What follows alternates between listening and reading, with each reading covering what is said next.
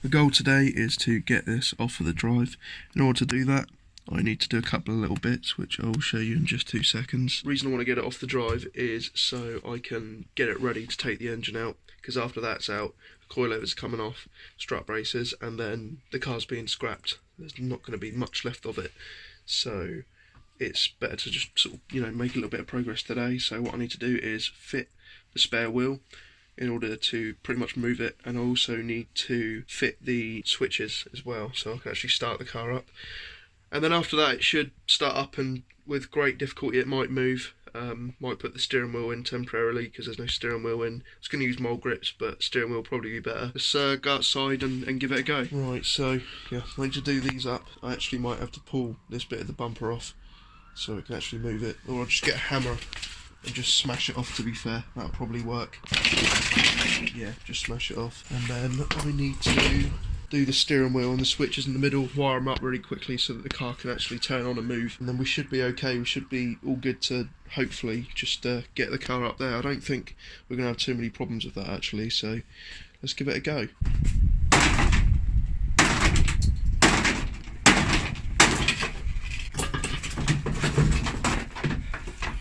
That worked. Right. Let's do this wheel up, and then yeah, hook up the steering wheel, hook up the switches, and we should actually be alright to just drive it out of the drive, hopefully.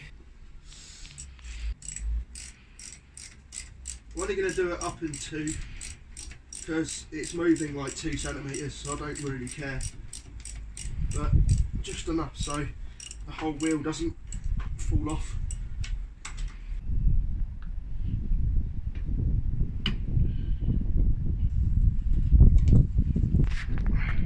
The wheel turning? Is it? Do you know what? Fuck it, I'll put the steering wheel in. I will put the steering wheel in. It's all ready for wiring up. Obviously, once we take all the wiring out of the other one. But, oh yeah, that was another thing that I want to take out as well, the wiring for that. Okay, this is why I took the little clip in the last video, so I remember where the wires go. Right, that's that. We can pull this through. This will be hooked up to the fire extinguisher at some point, just I don't know when yet. Right, okay. Need to try and figure this out. Right, so I don't know if this is going to work or not, but I just want to make sure that this turns on, so come out of gear first. Ignition. Got it! Oh, car turns on. That's good. Right, so I'm kind of proud of myself for that. So I'm going to put the steering wheel on, lower the car, and we should be able to move it. It's right, isn't it? Okay guys, so the lighting isn't very good here, but as you guys can see, we've now got the silver car up there. Until tomorrow I can't really do anything. Warren's going to come round hopefully and help me out with getting little bits apart ready to completely take the engine out. But at the moment it's getting a little bit late. I'm in the drive currently because the lighting's actually okay, and I'm going to make a start on something. I'm going to start cleaning the interior of the car and getting ready to put the carpet in. So let's turn the camera around and let's show you that. I've got some stretch carpet, this really thin stuff, and I'm literally just going to carpet the whole car, tidy it right up. You know, all of this stuff is a mess, and this stuff weighs literally nothing, so it will just give a nice clean look to it. Personally, I don't necessarily want to go down the route of getting everything professionally sprayed. It's going to cost a lot of money. It's more than the car's worth. It's kind of pointless, to be honest with you. I just want it to look clean as possible. So I've got the seats out, and I've actually gone and bought myself some new tools. As you can see, very nice and colourful.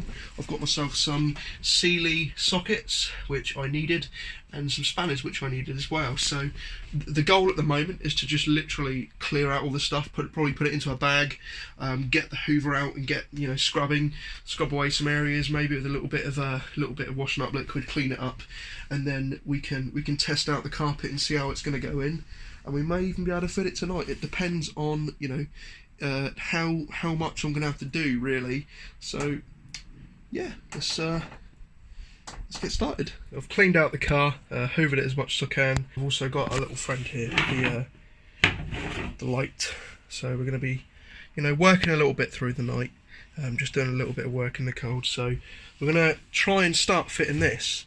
And what I want to do is just sort of have it coming up here and over the strut, and then to cut around sort of thing, to tidy it up, and then just having it go follow the floor pretty much forward and sort of just tidy the whole car up. It's going to look a hell of a lot tidier once we're done with this, and once those door cards go in as well on the rears, whew, it's going to look hella clean in there.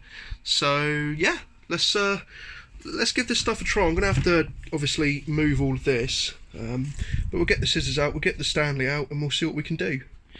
Okay, so this is like just an estimate for now, but I'll tell you what, that doesn't look half bad. That really doesn't look too bad at all.